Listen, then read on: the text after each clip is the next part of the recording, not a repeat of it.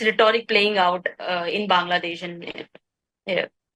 This is again a typical, fallout of that rhetoric that Bangladesh is so prone to do. And as I said, water has been always an emotive issue. So every time there's a flood in a lower riparian state, we've seen the upper riparian state gets, faltered and all kinds of allegations come in. See, look at that. I mean, while I'm not saying that Bangladesh hasn't been deeply affected, but look at what has happened in Tripura. I mean, last I checked early in the day was that about 40,000 have been moved into, relief camps. Many have died in this particular, and of course, the dam they're talking about is, I think, about more than 120 kilometers away. And if Tripura itself is so affected, and the entire state government and central machinery is trying to address that, it is again a natural flow of water that has happened, right? And why would, I mean, I can't understand this reason that why would India deliberately do something like this?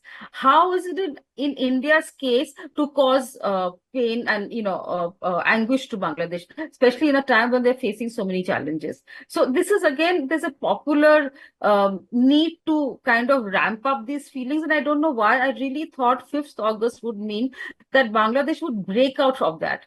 That every time there's a kind of a distraction that you require, you would use India. Every time, you want to not look at your own internal problems. So while there is, of course, a system where India is constantly sharing information about weather changes and all of that, I'm also sure that Bangladesh also has a Met department, right? And they would have been, given the fact that two of us are such friendly partners, I'm sure there has been exchange of information and, flow of whatever data and everything that is part of the protocol in place. So why hasn't that been considered ever? I don't know, but this is I'm sure again people who are knowledgeable are probably not doing that, but this is as you're saying, the social media and others are rife with some kind of allegations against India. But I can't understand that why would India do this? How does it benefit India, especially when India itself is struggling? I would actually, and I did see a statement by one of the interim cabinet members, on this particular issue.